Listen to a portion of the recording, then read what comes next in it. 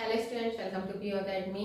आज हमारा डे 14 है जीके जीएस की क्लास का, जिसमें कि हम हिस्ट्री पढ़ रहे थे।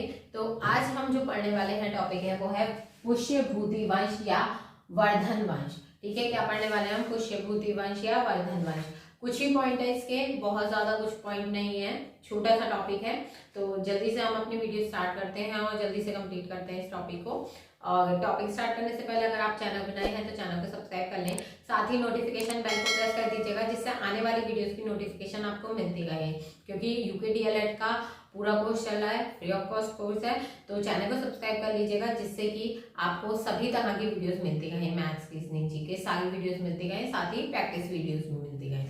ठीक है, चलिए स्टार्ट करते हैं अपना टॉपिक। सबसे पहले देखिए टॉपिक क्या है हमारा, पुष्यभूति वंश या वर्धन वंश। जैसा कि मैंने आपको बताया था, हम लूसेंट की बुक से ये कंप्लीट कर रहे हैं। ठीक है, तो आप लोगों के पास अगर बुक है तो आप बुक में से ही पढ़िएगा। ठीक है, लेकिन इतना सारा नहीं पढ़ना है आपको, बहुत सारा है बुक में, बहुत ज्यादा डीप है, आपके लेवल के अकॉर्डिंग बहुत ज्यादा डीप है, इतना नहीं पढ़ना है। बस ये ऊपर से मेन पॉइंट जो है वो हमें पढ़ने हैं। ठीक है, वही हम क्लियर करके चलेंगे। तो चलिए स्टार्ट करते हैं। सबसे पहला पॉइंट क्या है हमारा, पुष्यभूति वंश। ये कब आया? अच्छा, मैं आपको ये तो बता दूं कि ये आया कब। सबसे पहले तो देखिए, हमने इससे पहले जो लास्ट टॉपिक पढ़ा था, लास्ट टॉपिक हमारा क्या था? गुप्त साम्राज्य। तो गुप्त साम्राज्य जो था, गुप्त साम्राज्य के जो लास्ट अंतिम राजा थे वो कौन थे? विष्णुगुप्त, है ना। विष्णुगुप्त के बारे में हमने पढ़ा था। अब विष्णुगुप्त जब अंतिम राजा थे तो भाई उनके जाने के बाद कोई ना कोई तो आया होगा।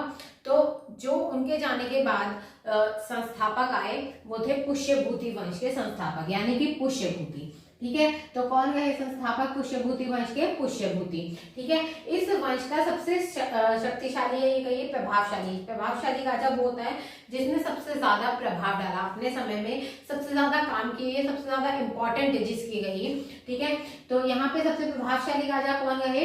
प्रभाकर वर्धन। कौन रहे? प्रभाकर वर्धन। तो यहाँ पे देखिए, आपसे क्वेश्चन क्या पूछा जा सकता है, पुष्यभूति वंश के संस्थापक कौन थे?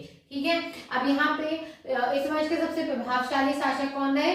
प्रभाकर वर्धन। वैसे तो ये क्वेश्चन नहीं पूछा जाता है कि प्रभावशाली कौन सा राजा रहा, लेकिन ये जरूरी था। क्यों जरूरी था? क्योंकि यहाँ पे जो हमारे काम किए गए राज्यवर्धन और हर्षवर्धन के बारे में, तो इनकी डिटेल के लिए हमें पहले ये जानना होगा कि जो प्रभावशाली राजा प्रभाकर वर्धन थे वो कौन थे। ठीक है, तो यहाँ पे देखिए, इसी के जो राजा थे पुष्यभूति वंश के, वो कौन थे? प्रभाकर वर्धन। प्रभाकर वर्धन के जो पत्नी थी कौन थी? यशोमती। कौन थी इसकी पत्नी? यशोमती। उससे 2 पुत्र और 1 पुत्री हुई थी। दोनों पुत्रों का नाम क्या था? राज्यवर्धन और हर्षवर्धन। ठीक है, और जो पुत्री थी वो कौन थी? राजेश्वरी। ठीक है, तो इस तरह से देखिए आपके सामने एक पूरी कहानी है, एक पूरी फैमिली तैयार होती है। सबसे पहले तो पुष्यभूति वंश के संस्थापक कौन? पुष्यभूति। इस वंश के प्रभावशाली राजा कौन थे? प्रभाकर वर्धन। ठीक है, प्रभाकर वर्धन से जो मतलब उनकी पत्नी थी यशोमती, उनसे उनके 2 बेटे और 1 बेटी थी। कौन थे? 2 बेटे और 1 बेटी। दोनों बेटों का नाम क्या था? राज्यवर्धन और हर्षवर्धन। ठीक है, फिर बेटी जो थी उसका नाम क्या था? राज्यश्री। राज्यश्री का विवाह होता है कन्नौज के राजा से, जिसका नाम है गृहवर्मा। ठीक है, क्या नाम है? गृहवर्मा। ठीक, अब यहाँ पे देखिए गृहवर्मा का क्या बोला है यहाँ पे कि गृहवर्मा को जो देवगुप्त था, ठीक है, उसने मार दिया था। देवगुप्त कौन था? मालवा का शासक था। कौन था? मालवा का शासक। यहाँ पे आपसे ये नहीं पूछेंगे कि देवगुप्त कौन था, ये क्वेश्चन नहीं पूछा जाता है। सीधा आपसे ये पूछा जाएगा, अगर पूछते हैं तो, कि गृहवर्मा की हत्या किसने की थी? गृहवर्मा को किसने मारा था? देवगुप्त ने मारा था। ठीक है, यहाँ पे रोल जो है मेन, यहाँ पे देवगुप्त का भी नहीं है। यहाँ पे जो काम है वो राज्यवर्धन का है। ठीक है, राज्यवर्धन जो कि कौन था? प्रभाकर वर्धन का बड़ा बेटा था राज्यवर्धन।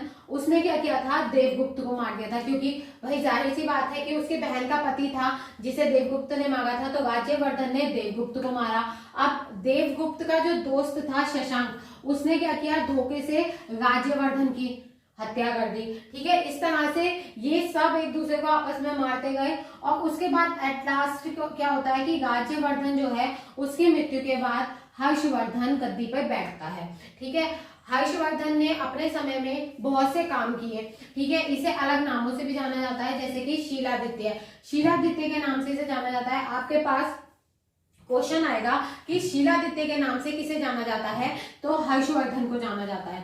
ठीक है, इसीलिए इस वंश को दो नामों से जाना जाता है, पुष्यभूति वंश या वर्धन वंश, दोनों एक ही वंश है। सबसे पहले तो आपको इसके नाम में क्लियरिटी लानी है, नाम को अच्छे से याद करना है, पुष्यभूति वंश या वर्धन वंश। ठीक है, आपसे कुछ भी पूछ लेते हैं, दोनों में से कोई भी नाम देते हैं, आपको ये पता होना चाहिए कि दोनों एक ही वंश है। तो ये जो इतना लंबा हमारा चार्ट चल रहा है ये सारा एक ही है। ठीक है, तो यहाँ पे देखिए, जब यहाँ पे सब एक दूसरे को मार देते हैं, एट लास्ट बहुत छोटी एज में 16 साल की उम्र में हर्षवर्धन जो है वो गद्दी पे बैठता है राज्यवर्धन की डेथ के बाद। ठीक है, इसे शीलादित्य के नाम से भी जाना जाता है। अब हर्षवर्धन जो था ये एक मतलब लेखक भी था। ठीक है, कुछ लोग इसे लेखक मानते हैं, कुछ मानते हैं कि इसने कुछ धन दिया और जो इसके राज कवि थे उनसे लिखवाया, धावक नाम था, तो उनसे अपने जो ग्रंथ थे वो लिखवाए। लेकिन यहाँ पे फिलहाल जो माना जाता है कि हर्षवर्धन ने खुद रचना की, उन ग्रंथों के नाम हम याद कर लेते हैं। बहुत सारे हमसे नहीं पूछे जाएंगे क्योंकि ये ऐसा थ्योरिकल पेपर नहीं है, लेकिन यहाँ पे हो सकता है आपसे ये ग्रंथ पूछ लिए जाए कि इसके लेखक कौन से राजा थे, क्योंकि राजाओं के समय में उनके लेखक होते थे, कवि होते थे जो कि ग्रंथों को लिखते थे, ना कि राजा खुद लिखते थे। ठीक है, तो यहाँ पे संस्कृत में ग्रंथ लिखे थे हर्षवर्धन ने, प्रियदर्शिका, रत्नावली और नागानंद, 3 संस्कृत ग्रंथों की रचना हर्षवर्धन ने की थी। ये माना जाता है कि हर्षवर्धन ने खुद इन तीनों ग्रंथों की रचना की थी। ग्रंथों का नाम क्या था, प्रियदर्शिका, रत्नावली और नागानंद। ठीक है, इन तीनों के नाम आप याद कर लीजिएगा। कौन सी भाषा में ये लिखे गए हैं, संस्कृत भाषा में लिखे गए हैं, ये चीज भी आप याद कीजिएगा, क्योंकि अभी जब हम पढ़ते हुए आ रहे हैं तो संस्कृत के साथ साथ प्राकृत और पाली भाषा का प्रयोग भी किया गया है। पाली का इतना नहीं हुआ है, लेकिन संस्कृत के साथ तो प्राकृत भाषा का बहुत प्रयोग हुआ है। तो आपको ये याद होना चाहिए कि किस राजा ने प्राकृत में काम किए, किस राजा ने संस्कृत में काम किए, क्योंकि दोनों का ही जो समय काल था वो आगे पीछे का रहा। कुछ राजा प्राकृत का यूज करते थे, कुछ संस्कृत का यूज करते थे। एक दूसरे को जब मार के गद्दी पे बैठते थे तो वो क्या करते थे, भाषा भी परिवर्तित कर देते थे। ठीक है, तो यहाँ पे हर्षवर्धन की भाषा कौन सी थी, संस्कृत भाषा थी। उसने 3 ग्रंथ लिखे, संस्कृत भाषा में लिखे, प्रियदर्शिका, रत्नावली और नागानंद। ठीक है, अब यहाँ पे एक इंपॉर्टेंट पॉइंट आपके पास आता है, ये बिल्कुल इंपॉर्टेंट पॉइंट है, इसे हाईलाइट कर लीजिएगा कि हर्षवर्धन को भारत का अंतिम हिंदू सम्राट कहा जाता है। आपके पास क्वेश्चन आएगा कि भारत का अंतिम हिंदू सम्राट किसे कहा जाता है, तो ये किसे कहा जाता है, हर्षवर्धन को कहा जाता है।